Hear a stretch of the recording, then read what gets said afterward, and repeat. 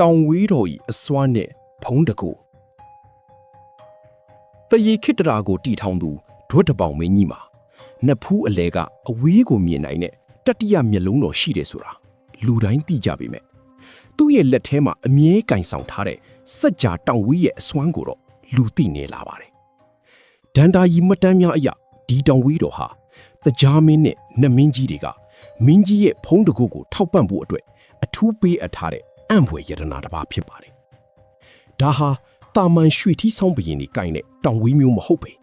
ကဘာမြေကြီးရဲ့တဘာဝစွမ်းရည်နေနဲ့မူးလီဝတယာဒီဥထုကိုပါစိတ်တိုင်းကြစီးခိုင်းထိန်းချုပ်နိုင်တဲ့စွမ်းအားတွေပါဝင်နေတာပါ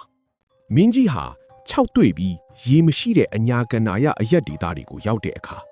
ပြည်သူတွေတောက်သုံးရီရရှိစီဖို့အတွက်ဒီစัจ जा တောင်ဝေးတော်နဲ့မြေကြီးကိုတစ်ချက်တည်းစောင့်ချပြီးတောက်လိုက်ရုံနဲ့တင်မြေအောက်ကစမ်းရီဤတွေဟာအရှိန်အဟုန်နဲ့ချက်ချင်းပန်းထွက်လာစေခဲ့ပါတယ်ဒါကြောင့်လဲသူ့ရဲ့လက်ထက်မှာဘလောက်ပဲမိုးခေါင်ခေါင်ပြည်သူတွေဟာငတ်မွတ်ခေါင်ပါခြင်းမရှိပဲစပားဆန်ကြီးအလျံပေနဲ့အီးချမ်းစွာနေထိုင်နိုင်ခဲ့ကြတာဖြစ်ပါတယ်အခုလိုမျိုးမြမသမိုင်းတစ်လျှောက်ကစိတ်ဝင်စားစရာကောင်းပြီးလျှို့ဝှက်စမ်းကြေလာတဲ့ဘရင်နေမင်းဆက်တီနဲ့လက်နက်စမ်းဒီအကြောင်းကိုအမြဲတမ်းနားဆင်ကျင်နေဆိုရင်တော့ကျွန်တော်တို့ရဲ့ channel ကို like လုပ်ပြီး follow လုပ်ထားဖို့လုံးဝမမိပါနဲ့ဦးနော်